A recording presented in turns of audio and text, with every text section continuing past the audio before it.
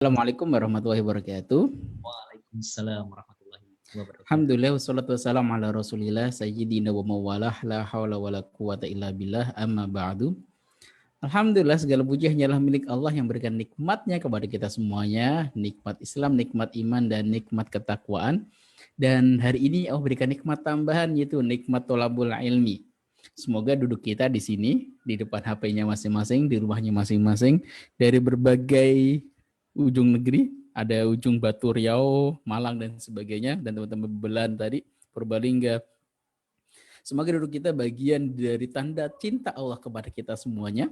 Karena baginda Rasulullah menyampaikan, "May yuridillahu bihi khairan yufaqihu fiddin." Barang siapa yang Allah ingin kehendaki baginya sebuah kebaikan, Allah ingin berikan hadiah gitu kan. Maka hadiahnya tandanya adalah dia difahamkan dalam bab agamanya. Seorang hamba ketika memahami agamanya lebih baik, maka tanda cinta Allah kepada seorang hamba. Dan semoga duduk kita di sini bagian dari tanda bahwa kita sedang tholabul ilmi, kita sedang mencari ilmu untuk bagian dari tafaqquh fiddin, memahami agama ini, dan bagian dari tanda cinta Allah kepada kita semuanya. Ini tulisannya udah keren gitu ya, Masya Allah, siap mengosongkan gelasnya lagi. Siap Insya Allah ya. Salatu wassalam kita aturkan pada junjungan kita Nabi besar Muhammad sallallahu alaihi wasallam. Semoga beliau berkenan mengenali kita menjadi satu di antara umatnya, dan semoga duduk kita di sini bagian bahwa kita benar-benar mencintai Rasulullah, kita melajari sejarah Rasulullah. Saya terkesan dengan bahasanya Ustadz Hanan At-Taqi, yaitu menyampaikan tentang sikap sejarah. Semoga sikap kita ketika kita bersikap itu seperti sikap sejarah yang kita pelajari di Rasulullah. Bagaimana beliau bersikap ketika ujian datang, ketika persoalan datang menimpa, maka sikap kita sebisa mungkin bisa mendekat kepada sikapnya Rasulullah Shallallahu Alaihi Wasallam. Baik, hari ini kita akan sharing tentang Isra dan Mi'raj.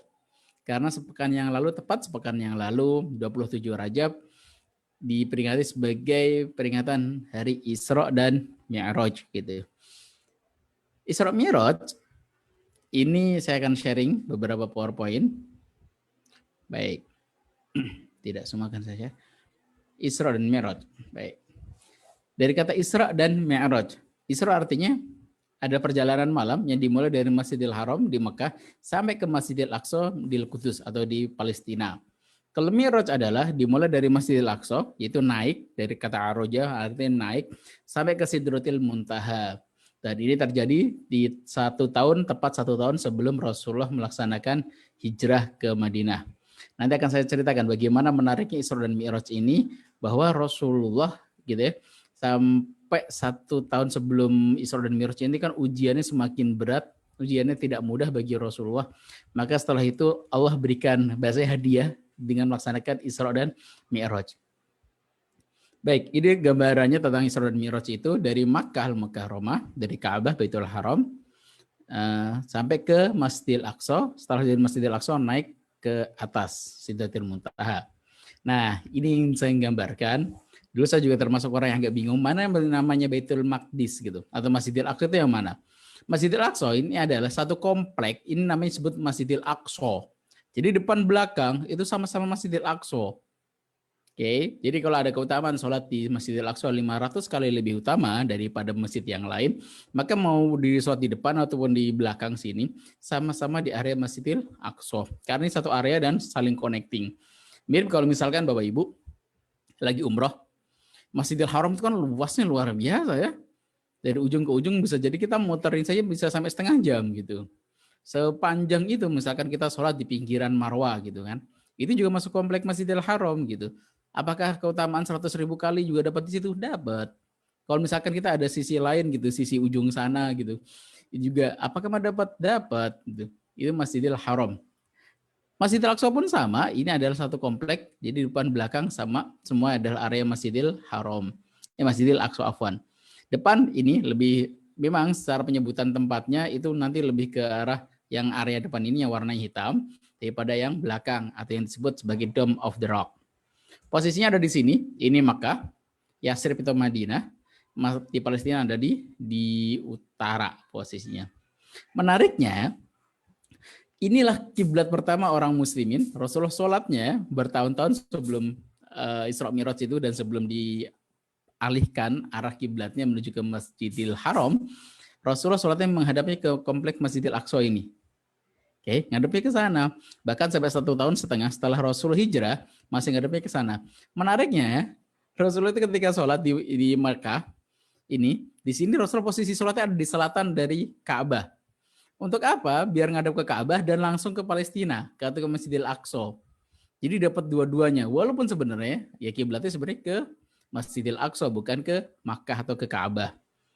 Barulah nanti ketika Rasul hijrah di Yasrib, posisi Ka'bah itu ada di selatan, posisi dari Palestina ada di utara gitu. Jadi ketika sholat ngadep Palestina atau Masjidil Aqsa, maka ada di belakangnya. Sampai 1,5 tahun Rasulullah merasa pengen banget ngadepnya ke Masjidil Haram, dan barulah Allah alihkan menuju ke arah Masjidil Haram.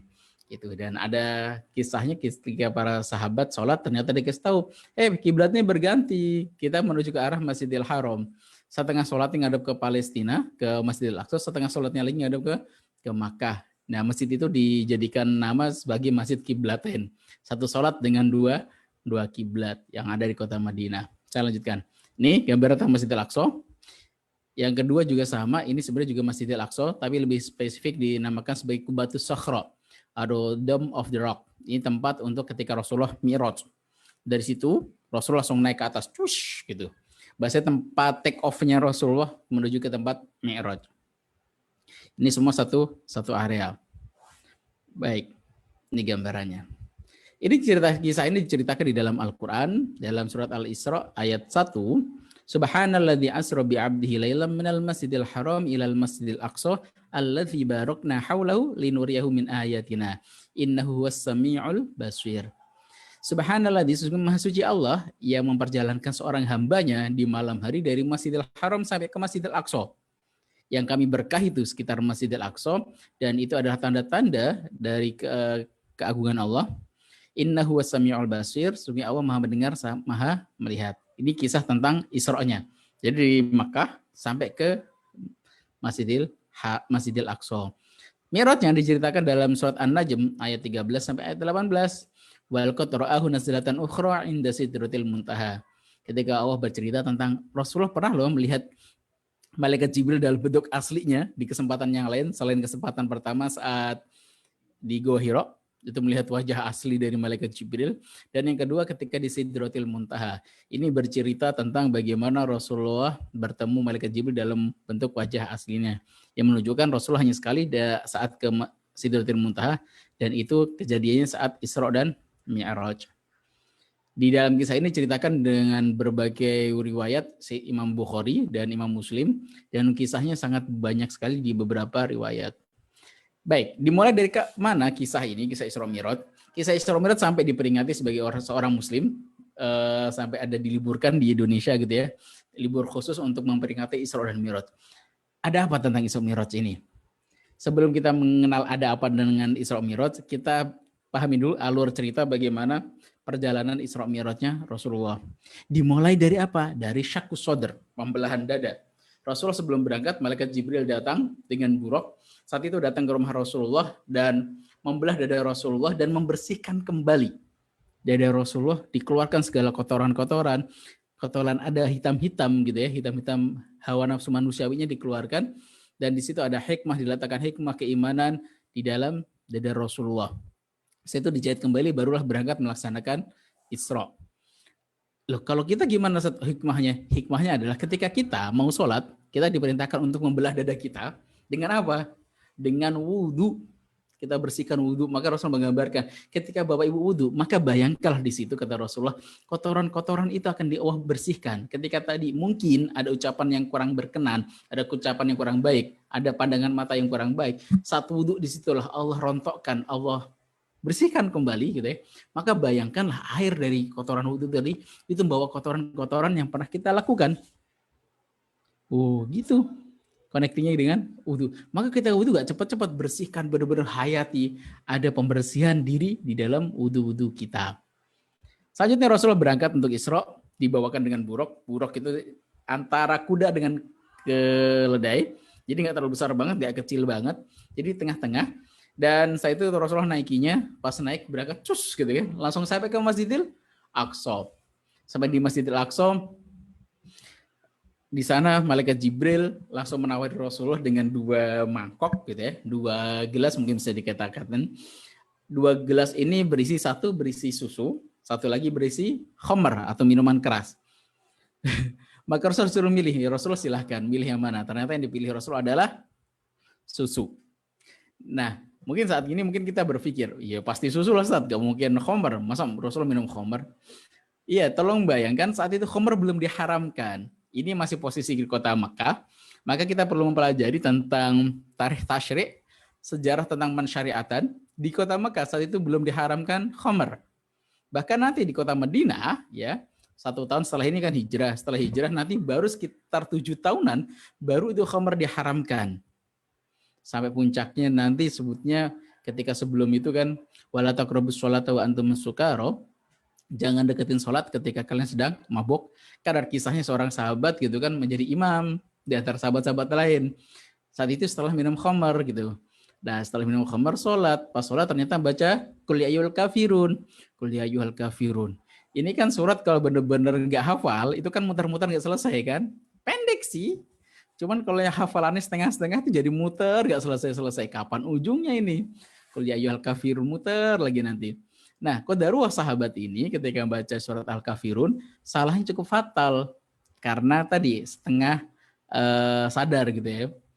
Qul ya ayyuhal kafirun, la a'budu ma ta'budun. Selanjutnya ya, ternyata yang dibaca adalah wa na'budu ma ta'budun, dan kami menyembah apa yang kalian sembah. Wow, fatal ini. Maka saat itu turun ayat wala taqrabus sholata wa antum sukara, jangan deketin sholat ketika kalian sedang mabuk. Oke.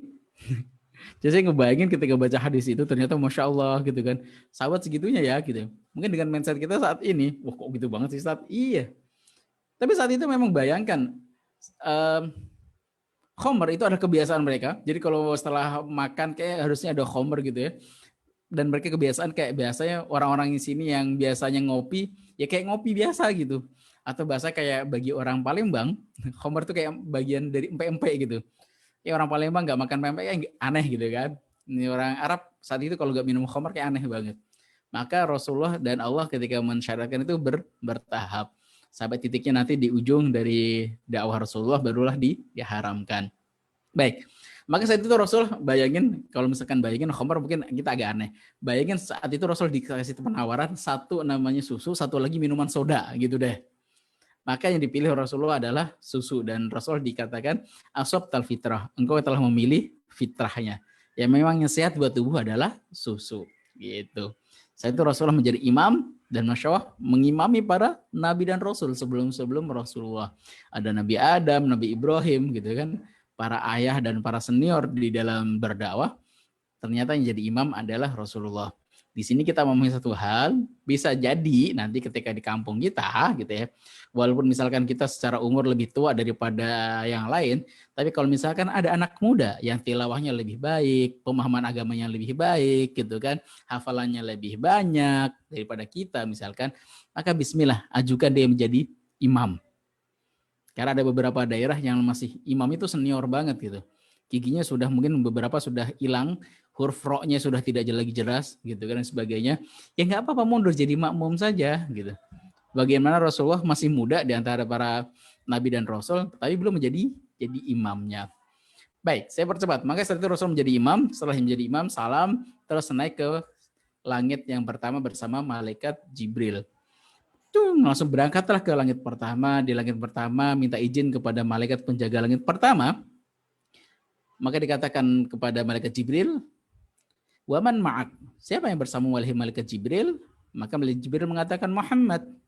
Oh Muhammad bersamaku. Maka dikatakan lagi kepada malaikat Jibril, apakah kila waqad ursila ilaih, apakah dia telah diutus untuk masuk ke langit pertama? Malaikat Jibril mengatakan na'am. Iya. Maka malaikat penjaga gerbang langit pertama mengatakan marhaban bih fa ni'mal maji'. Selamat datang dan engkau adalah sebaik-baik tamu. Masya Allah. Sambutan untuk Rasulullah.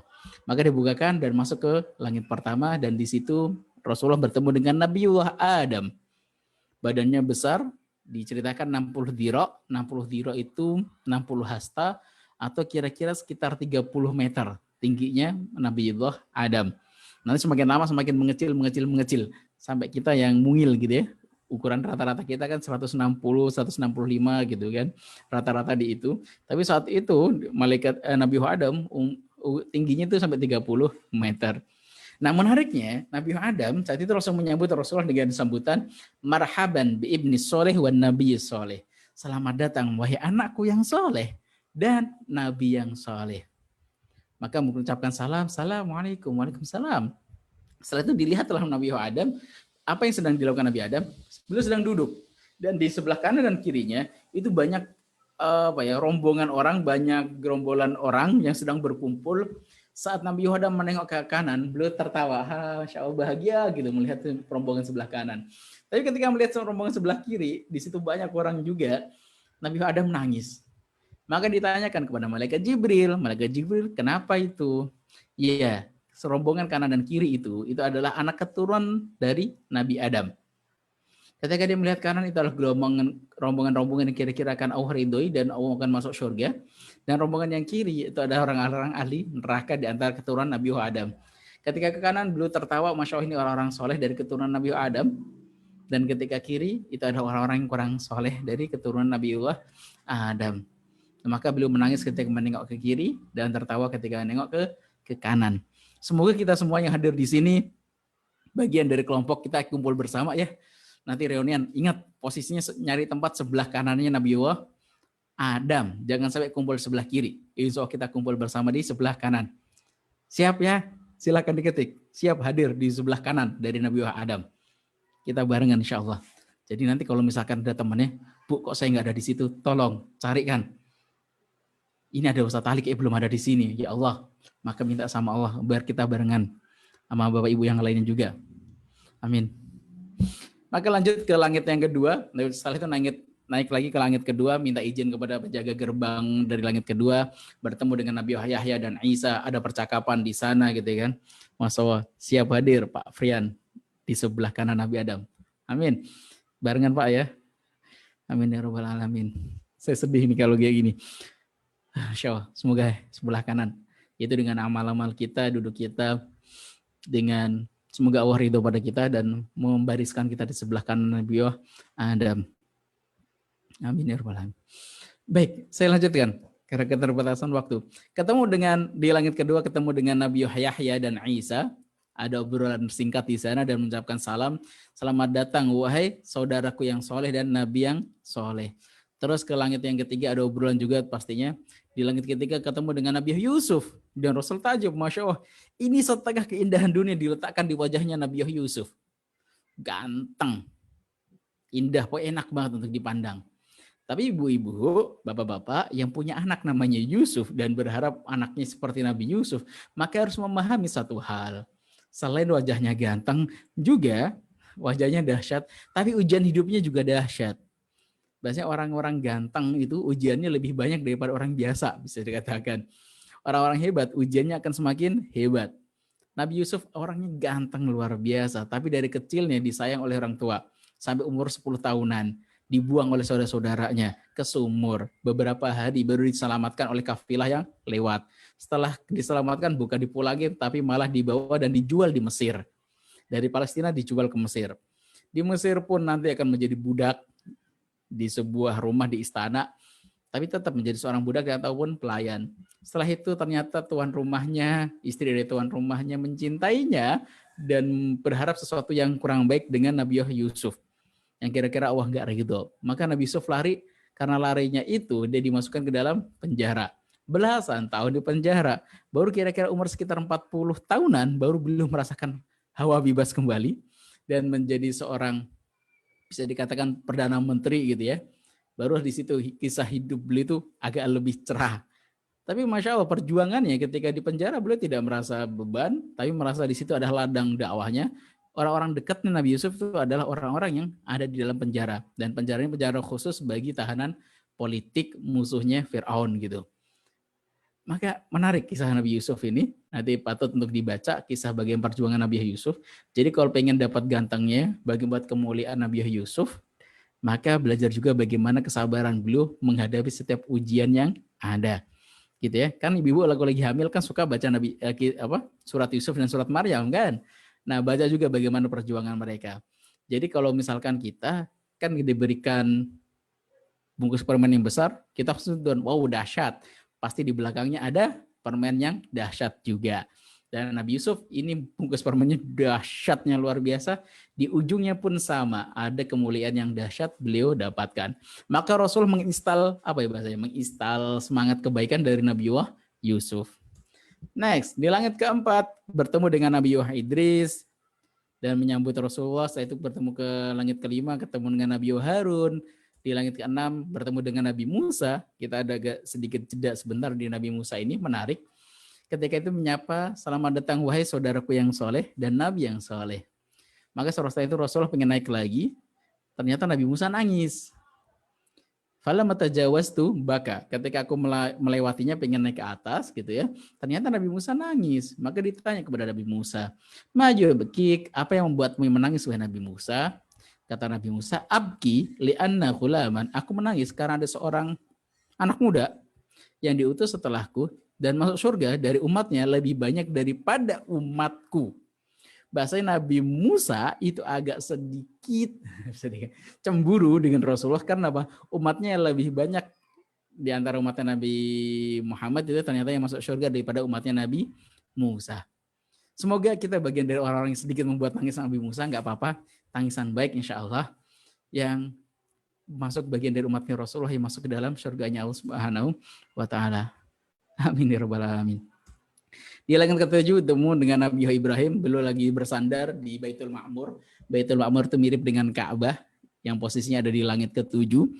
Dan malaikat 70.000 setiap harinya kuotanya itu yang mengitari Baitul Ma'mur. Tawaf mengitari Baitul Ma'mur. Dan ceritakan bahwa satu malaikat sesungguhnya ketika sudah tawaf sekali di Baitul Ma'mur, tidak ada kesempatan yang kedua. Jadi putar terus setiap hari 70.000. Dan itu nggak mungkin bisa balik lagi. Karena apa? Saking banyaknya malaikat, maka antrian pun panjang. Jadi saat ini kalau misalkan Bapak Ibu di Depok, itu 20 tahun sampai 24 tahun waiting listnya. Jadi kalau misalkan daftar tahun 2021 saat ini, tahun 2045 itu baru berangkat. Jawa Timur tuh kalau nggak salah 30 tahunan. Dan beberapa tempat di Kalimantan itu sampai 40 tahunan. Masya Allah, perjuangan buat tawaf di Baitullah. Dan para malaikat pun merasakan juga apa yang dirasakan oleh kita. Semoga Allah mampukan kita. Dan nanti bisa tawaf bareng Ustadz Nasrullah. Dibimbing langsung Ustadz Nasrullah. Dan nanti ya kayak camp di atas rooftop Masjidil Haram. Masya Allah indah banget ya. Qiyamul Lail langsung ngadep ke Ka'bah. Itu kenangan luar biasa insya Allah. Baik, kembali ke tema tentang kisah Nabi Ibrahim. Maka ketemu dengan Nabi Ibrahim, setelah ketemu Rasulullah takjub loh. Ini kok mirip sekali dengan diriku gitu. Siapa dia? Malaikat Jibril. Dia adalah abuk, dia adalah ayahmu. Siapa? Ibrahim. Oh Masya Allah gitu. Maka mengucapkan salam, maka Nabi Ibrahim pun menjawab salamnya dan menyambut marhaban bi ibni soleh wa nabi saleh. Selamat datang wahai anakku yang soleh dan nabi yang soleh. Masya Allah gitu. Jadi bisa jadi nih, nanti anak kita ada yang mungkin bisa jadi gak mirip dengan kita, tapi kalau orang mirip dengan kakeknya atau buyutnya. Jarak Rasulullah dengan Nabi Ibrahim itu sekitar 4.800 tahun. Ternyata kemiripan itu masih terconnecting gitu ya. Jadi kalau misalkan anak kita kok gak mirip dengan kita, jangan buru-buru, wah ini anak siapa nih? Enggak. Bisa jadi memang mirip dengan kakek-kakek buyutnya. Seperti Rasulullah mirip banget dengan Nabi Ibrahim. Baik, selanjutnya, lanjutlah Rasulullah sampai ke Sidratul Muntaha, naik lagi ke atas ditemani malaikat Jibril. Sampai di Sidratul Muntaha ada satu titik malaikat Jibril tidak bisa lanjutkan perjalanan. Maka Rasul mengajak, ayo lanjut. Enggak wahai Rasulullah, kalau aku melangkah satu langkah saja dari tempat ini, maka aku akan terbakar. Maka silahkan kau lanjut. Rasulullah pengen bertemu, Allah pengen bertemu secara privat dengan Rasulullah. Nah, kenapa pertemuannya sangat spesial? Karena Allah pengen memberikan sesuatu yang spesial. Apa itu? Sholat, perintah sholat. Hanya satu perintah sholat saja yang diberikannya itu spesial. Itu perintah kewajiban sholat 5 waktu yang kita lakukan hari ini. Itu perintahnya spesial. Allah langsung yang ngundang Rasulullah. Dipanggil secara langsung untuk mendapatkannya. Beda dengan perintah-perintah yang lain. Maka malaikat Jibril untuk menyampaikan perintah itu. Gitu. Menunjukkan bahwa keutamaan dari perintah sholat ini. Gitu. Maka setelah itu diperintahlah Rasulullah untuk sholat sehari sebanyak 50 khamsina sholatan, 50 waktu di dalam satu hari. Kita ngebayangin ya, setiap setengah jam sekali, karena satu hari itu kan 24 jam, dibagi dua kira-kira kurang lebih sekitar 30 menit sekali kita akan mendengarkan azan sholat. Ketika perintah itu datang, ya Rasulullah sami'na wa ta'na. Kami datang, kami dengar dan kami taat. Rasulullah taat, turun ke bawah, maka perintah dibawa. Ketemu dengan Nabi Musa di langit ke-6. Pas ketemu Nabi Musa di langit ke-6, kamu diperintahin apa? Perintahin sholat. Berapa kali sehari? 50 kali. Masya Allah, umatmu gak akan kuat. Udah minta pengeringanan lagi sama Allah, naik ke atas. Turun lagi berapa? 45 nggak akan kuat. Naik lagi minta keringanan 40. Naik lagi, turun lagi 35. Terus seperti itu sampai ke-5. Di titik ke-5 kata Nabi Musa, umatmu nggak akan kuat, mintalah keringanan lagi. Maka Rasul mengatakan, sa'altu rabbi hatta stahyaitu walakinni arda wa usallim. Aku udah minta sama Allah keringanan yang begitu banyak, dari 50 sampai ke-5. Itu sudah tinggal 10% nih perintahnya. Sampai aku malu sama Allah, ya Allah minta keringanan lagi gitu kan. Allahu Akbar. Kenapa Nabi Musa mengatakan hal itu? Karena beliau tahu track record dari antara umatnya, Bani Israel. Mereka nggak gitunya. Ibadah mereka cuma hari Sabtu. Qadarul hari Sabtu pun nggak kuat. Apalagi ini sehari sekalem. Dapat 5 kali sholat. Oh gimana nggak akan kuat itu. Tapi kata Rasulullah, bismillah umatku kuat. Dan kita semoga bagian dari orang-orang yang dari husnudurnya Rasulullah, dan kita orang-orang yang kuat. Sholat 5 waktu berjamaah gitu ya, bersama para solihin solihat yang lainnya, dan kita insya Allah confirm kita bagian dari orang mendirikan sholat yang di husnudurni oleh Rasulullah, umatnya kuat gitu ya. Maka setelah itu turun, setelah dari langit ke-6 selesai, maka Rasulullah turun ke Palestina kembali, dari Palestina perjalanan kembali menuju ke Makkah. Nah, poinnya agar kita bisa diskusi. Poinnya adalah tadi ketika saya sampaikan Isra Mi'raj adalah peneguh hati sang Nabi. Setelah pulang dari dakwah ini, Isra Mi'raj ini terjadi itu setelah ujian kepada Rasulullah semakin enggak mudah. Tahun ke-10 Ibunda Khadijah meninggal. Tahun ke-10 juga Sayyidina Abu Thalib paman beliau juga meninggal. Dua sosok ini sangat penting bagi Rasulullah. Satu, Abu Thalib itu pelindung untuk secara perpolitikan Rasulullah di Makkah. Ketika kita dengarkan misalkan Sayyidina Bilal bin Rabah disiksa habis-habisan agar biar murtad kembali, Rasulullah tidak segitunya disiksaannya. Kenapa? Ada orang yang melindunginya. Di antaranya adalah Sayyidina Abu Thalib. Tapi setelah beliau meninggal, dulu yang berani nyolek Rasulullah itu adalah Abu Jahal. Tapi setelah Abu Thalib meninggal, itu hampir semua orang berani untuk melempari batu Rasulullah, membuli Rasulullah. Yang sebelumnya cuma beberapa orang, sekarang hampir mayoriti. Jadi tekanan semakin berat. Kedua, ketika Rasul mendapatkan tekanan, biasanya Rasulullah itu kembali pulang ke rumah, ada yang meneguhkan, ada yang menenangkan. Ibunda Khadijah dan Qadarullah saat ini nggak ada juga. Jadi itu tuh nggak mudah banget untuk Rasulullah. Maka dihiburlah. Dengan apa? Dengan bertemu dengan orang-orang saleh. Para nabi di mana? Di langit 1 sampai langit ke-7 dan di Masjidil Aqsa. Penting banget. Maka di antara teman-teman kan ada tuh, saya baca grup gitu kan. Ya kapan bisa camp online, camp lagi bareng, itu auranya beda.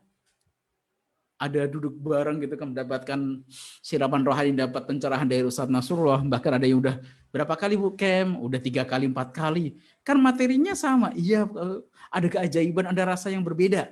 Nah, seperti itu pula bertemu dengan aura-aura positif, ketemu dengan Nabi Musa, bahasanya kalau Rasulullah, kalau kita bertemu dengan orang-orang soleh sekitar kita gitu kan, itu ada charge iman yang berbeda.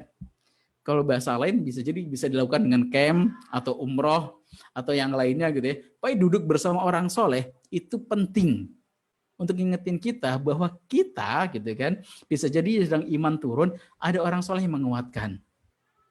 Kita nih misalkan lagi nggak mudah buat husnudzon, ketemu dengan Ustadz Nasrullah itu husnudzonnya tingginya luar biasa gitu kan, energi positifnya tinggi. Ada apa bahasanya? Aura ikatan yang satu sama lain saling menghubungi gitu, saling terconnecting. Aura positifnya akan tertebar.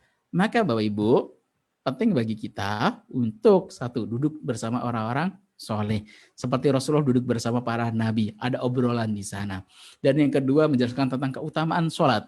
Sholat sampai perintahnya spesial, bukan malaikat Jibril yang turun, tapi Rasulullah yang langsung naik untuk mendapatkan perintah sholat.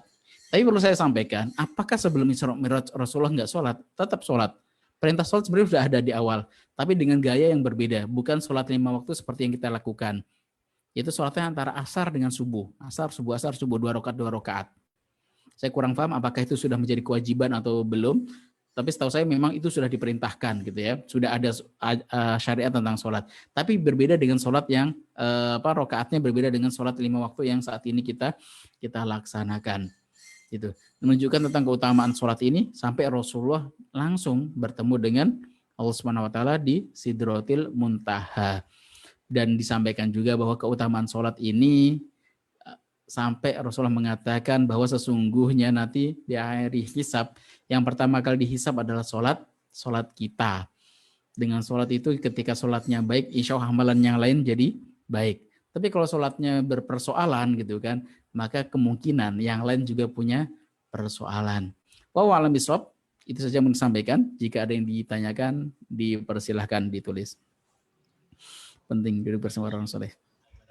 Alhamdulillah. Terima kasih Ustadz Ali atas kajiannya pada kesempatan pagi ini. Alhamdulillah sangat bermanfaat, sangat mengingatkan kita kembali bahwasanya momen Isra Mi'raj seminggu yang lalu itu adalah peringatan untuk keutamaan sholat kita. Jadi beberapa kali tadi alhamdulillah untung kameranya nggak on ya, hampir sempat menangis karena haru, karena luar biasa ya dipertemukan dengan orang-orang soleh yang luar biasa itu.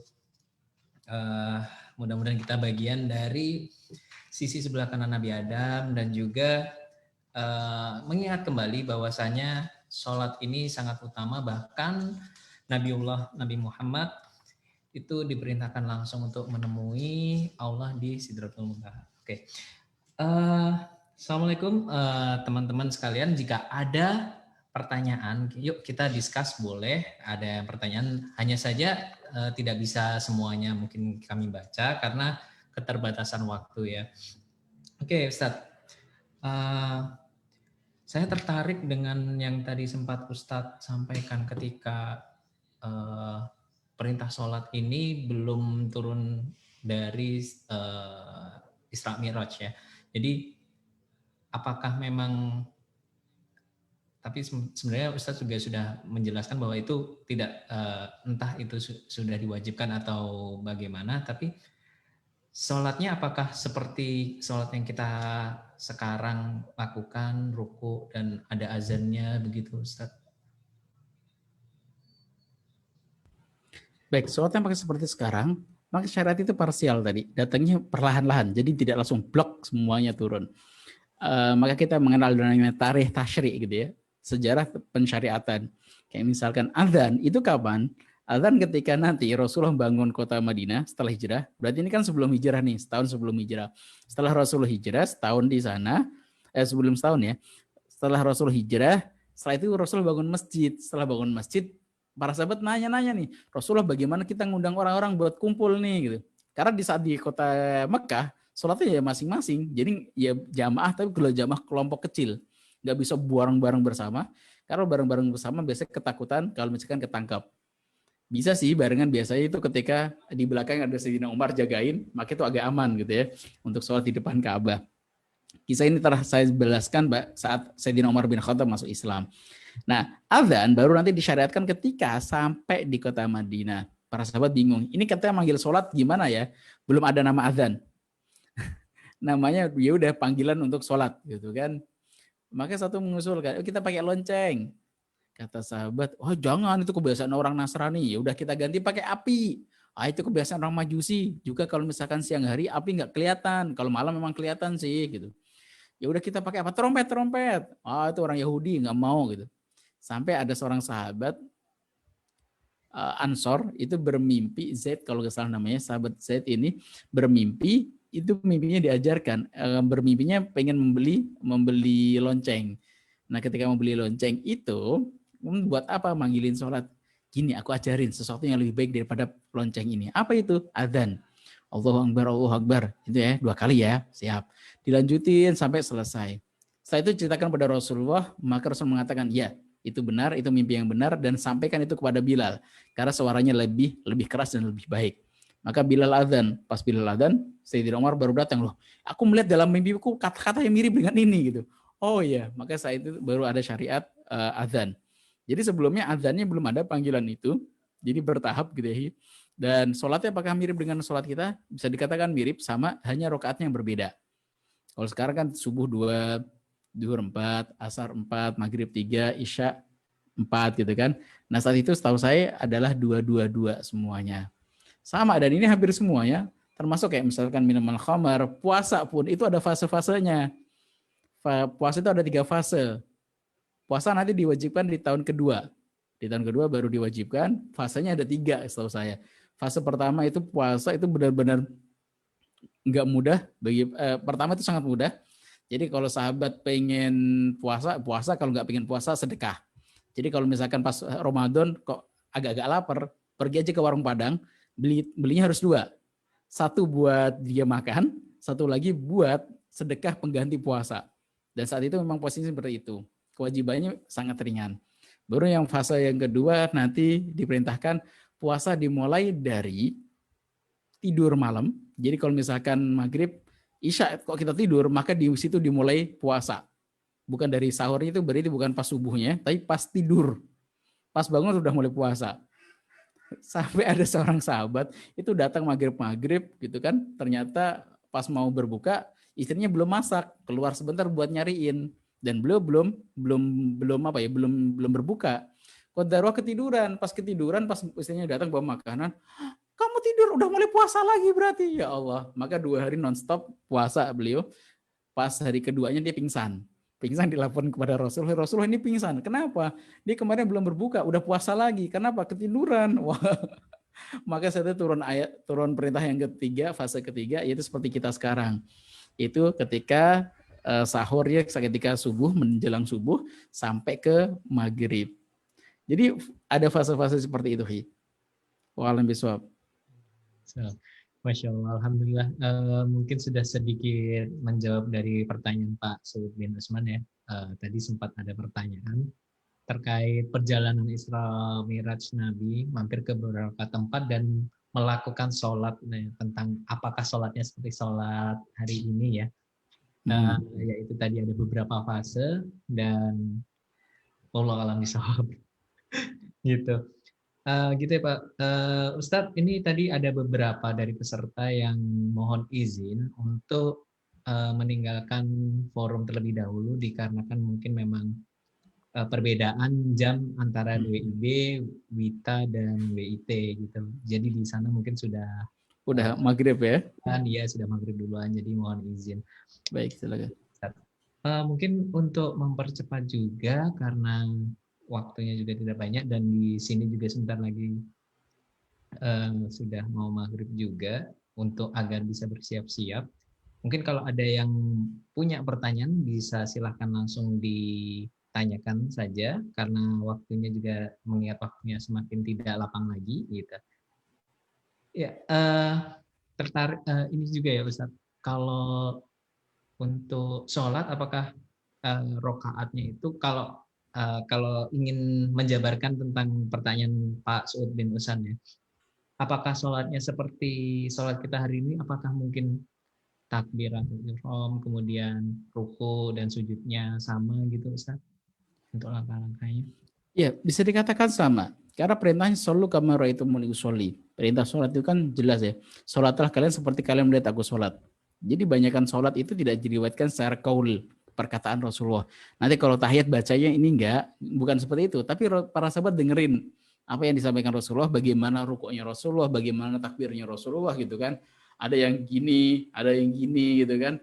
Nah, ini karena para sahabat melihatnya agak kadang berbeda-beda gitu. Maka ya seperti yang kita lakukan saat ini, Rasulullah sholatnya mirip dengan sholat kita. Asalkan ada dasarnya, dasar bagaimana gerakan sholatnya Rasulullah dan bagaimana bacaannya, maka sama dengan sholatnya Rasulullah. Dan kedua, ingin saya pertegas kembali tentang keutamaan sholat sedikit waktunya. Imam Ghazali itu pernah ditanya, tentang sholat khusyuk.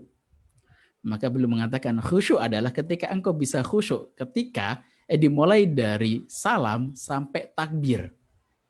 Makna khusyuk adalah dimulai dari salam sampai takbir. Maka muridnya komplain, Imam, kita kan sholat dari takbir sampai salam, bukan salam ke takbir. Maka Ghazali mengatakan sesungguhnya jika sholatmu benar-benar khusyuk, maka setelah salammu itu sampai ke takbir sholat selanjutnya, engkau akan terjaga dari fahsya wal munkar.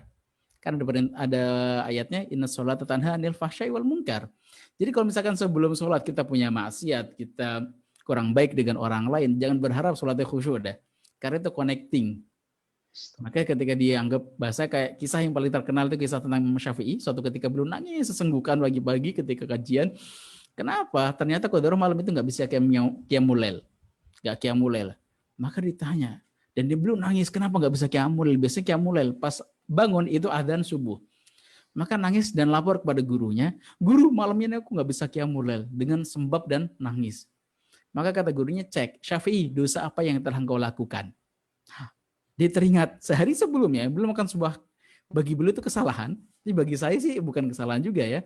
Ketika beliau sedang kajian seperti ini di masjid gitu, bayangin kalau misalkan ada Ustadz Nasrul lagi ngisi kajian seminar gitu kan, ternyata di pojokan belakang itu ada anak muda lagi nangis. Gitu kan. Dan suaranya kenceng lagi, gangguin majelis. Makanya Imam Syafi'i mengatakan, nah boleh nggak kalau nangisnya di luar aja. Dan Imam Syafi'i berpikir, mungkin bisa jadi dia sakit hati dengan omonganku ini. Maka dia keluar. Pas keluar dan itu ya udah dia pergi. Besoknya lagi nanya kepada santrinya, nah kalian tahu nggak anak muda yang kemarin nangis di sini? Tahu Imam. Di mana rumahnya? Oh jauh banget tuh Imam. Boleh nggak tunjukkan pada diriku di mana rumahnya? Cari itu rumahnya dan ketemu sampai rumahnya, diketok pintunya. Siapa di pintu? Imam Syafi'i. Imam Syafi'i gara-gara nangis sampai dikejar ke rumahnya. Ya Allah. Maka dibukakan pintunya, disampaikan bahwa Imam Syafi'i menyampaikan bahwa minta maaf. Mungkin bisa jadi teguran kemarin membuat hati si pemuda ini sakit. Gitu. Maka setelah itu Imam Syafi'i minta maaf dan anak muda ini pun minta maaf kepada Imam Syafi'i bahwa bisa jadi tangisannya mengganggu majelisnya. Saling bermaafan, pulang dan qiyamul lailnya normal kembali bahasanya. Terus bahasa kita gimana ya? Itu bayangkan kayak gitu tuh, kesalahan sangat tipis banget bisa dikatakan. Itu sampai ya Allah, qiyamul lail nggak bangun. Jadi kalau misalkan kita nggak bisa qiyamul lail, sholat kok nggak mudah, terus tilawah kok berat gitu ya, maka nggak usah dicek, bisa jadi mushaf kita kurang bagus, bukan. Mungkin alarm kita kurang kenceng, bukan. Mau kasih alarm kayak apapun. Tapi kita cek lagi, mungkin kita seharian itu ada dosa yang membuat kita berat untuk sholat. Mungkin bisa jadi kita melakui orang tua kita lama nggak komunikasi dengan orang tua kita kangen dengan kita dan kita nggak menelponnya gitu kan. Itu bisa jadi menjadi beban-beban yang membuat kita tidak mudah untuk beribadah. Jadi cek sholat adalah bagaimana ketika kita bisa khusyuk dari salam sampai takbir selanjutnya. Itu di sholat selanjutnya. Wallahu a'lam bishawab. Masya Allah. Ya Allah, semoga kita semua bisa menjaga sholat kita, tetap khusyuk dan menjaga energi bahagia, juga tetap bisa memuliakan dan membahagiakan orang lainnya. Amin ya rabbal alamin. Di sini tadi saya sempat lihat komen yang cukup menarik bagi kami ya, dari Ibu Laila Agung. Ya Allah, saya antar anak ke rumah sehat sampai tidak ingat harus lihat tayangan ulangnya. Masya Allah, semangat untuk thalabul ilmi ya. Mari kita doakan bersama-sama, semoga putra-putri dari Bu Laila Agung juga seluruh yang hadir dalam kajian online pada kesempatan kali ini diberikan kesehatan yang sempurna, diberkahi juga segala langkahnya. Amin ya rabbal alamin. Oke, satu pertanyaan terakhir Ustadz, mohon izin. Ini dari Pak Warung Hendra Jaya ya. Mohon izin bertanya Pak Ustadz, jika perempuan datang bulan sudah 5 hari dan sudah tidak keluar lagi, kemudian dia mandi suci dan melakukan sholat, namun setelah sehari keluar lagi darahnya, itu bagaimana ya Pak Ustadz? Mohon sedekah jawabannya. Insya Allah. Mohon maaf Bapak, saya kurang ilmu dalam hal ini, jujur saya gak bisa jawabnya. Karena istri saya juga jarang nanya ini, istri udah tahu ilmunya, maka saya juga jarang belajar tentang ini. Jadi mohon izin, saya gak bisa jawabnya. ada kesalahan memang dulu kami ketika di Libya, ketika di kuliahan itu, guru fikih kami masih muda. Dan di situ ada mahasiswa dan mahasiswi. Ketika pembelajaran tentang bab yang kewanitaan seperti ini, kita disuruh keluar. Jadi yang ngikutin hanya yang bagian akhwat-akhwat saja. Dan dari situ kita memang jadi kurang care tentang bab fikih wanita ini. Mohon izin, saya mohon maaf belum bisa menjawabnya untuk yang ini. Nanti coba dicek lagi di beberapa itu ya. Mungkin ibu-ibu yang lain boleh bantu untuk menjawabnya.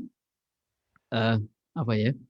Bahasanya ya izin, saya belum bisa jawabnya. Nanti ketika saya ketemu mungkin akan saya tulis di komentar untuk jawabnya.